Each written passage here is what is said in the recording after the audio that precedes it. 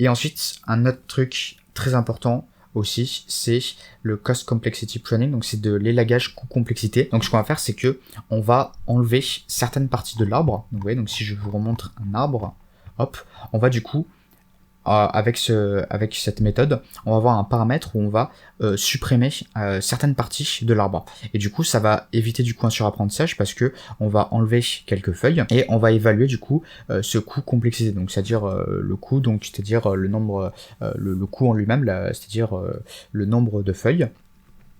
Parce que ça c'est coûteux, hein, ouais, c'est en termes de ça qu'on parle, et le nombre aussi de bonnes prédictions et de mauvaises prédictions. Donc complexité, ouais, c'est plutôt le nombre de feuilles, et le coût c'est du coup le nombre de prédictions qu'on fait. Et du coup on va faire varier du coup ce paramètre qui va nous permettre en fait de voir pour quel paramètre en fait optimal on peut du coup élaguer notre arbre et avoir une bonne accuracy tout de même. Donc du coup c'est ce qu'on fait ici en fait. Donc du coup vous voyez, avec ici, on va faire clf.cost complexity pruning pass. Donc, du coup, on va faire de l'élagage. Et on va, du coup, avoir de l'élagage qui va être fait, en fait, pour différentes valeurs de notre paramètre qui élague. Donc, notre élagage dépend d'un paramètre, comme je vous l'ai dit. On va ensuite stocker tous nos arbres, en fait, qui vont être obtenus à partir de ce paramètre alpha, donc qui est de notre élagage, qui du coup toutes ces valeurs ont été obtenues grâce à cette méthode là, et à chaque fois du coup pour chaque valeur de ce paramètre on va créer du coup un classifieur, donc un arbre de décision avec du coup ce paramètre d'élagage, et après on va du coup les comparer et c'est ce qu'on va faire ici du coup.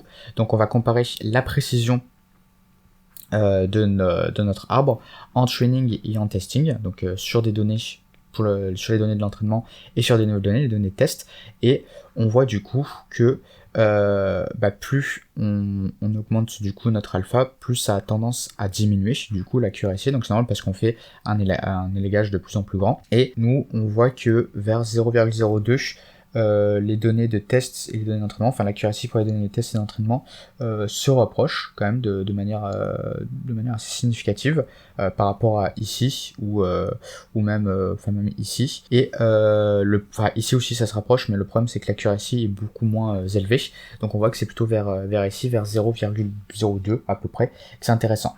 Et donc voilà du coup l'arbre que j'avais affiché du coup tout à l'heure. Donc du coup on prend un paramètre du coup alpha pour notre élagage du coup de 0,02, et du coup ça nous permet d'avoir un arbre beaucoup plus petit, vous voyez, que le précédent où il y avait beaucoup de fils et de nœuds et de feuilles. Et du coup si on affiche le score, donc on est à 80% en train et 73%, 73,5 du coup pour du test. Donc on voit que la différence est moins significative. On est toujours un peu quand même dans le cas d'overfitting. Et donc ce qu'on peut faire aussi, c'est qu'on peut prendre aussi le nombre maximum de feuilles.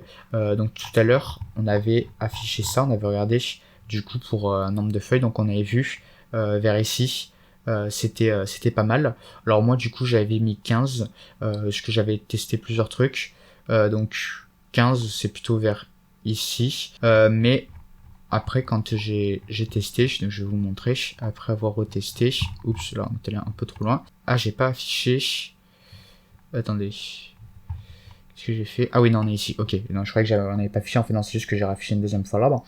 Donc du coup j'ai pris 15 comme nombre maximum de feuilles, et vous pouvez voir du coup que le score en train et en test est assez proche, 75% et 72,7. Donc là on est vraiment beaucoup plus proche, donc là du coup c'est beaucoup plus intéressant.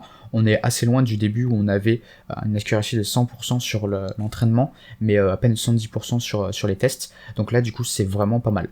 Voilà du coup plusieurs méthodes pour réduire du coup l'overfitting pour notre arbre de décision. Donc la première c'est du coup de regarder, d'essayer de mettre un nombre minimum d'observations par feuille. Ensuite ce qu'on peut essayer de voir aussi c'est le nombre maximum de comment ça s'appelle de feuilles. Donc là du coup c'est pas maximum samples, c'est maximum feuilles, c'est le nombre maximum de feuilles, bon, c'est juste une petite faute, c'est pas grave. Donc le nombre maximum de feuilles du coup dans notre arbre. Et ensuite ce qu'on peut essayer de faire c'est d'utiliser du coup la méthode de Cost Complexity Pruning, c'est-à-dire faire de l'élagage du coup de notre arbre pour éviter d'avoir du coup un trop gros arbre qui est du coup un overfitting. Et ça cet élagage il est fait en fonction du coup d'un paramètre alpha.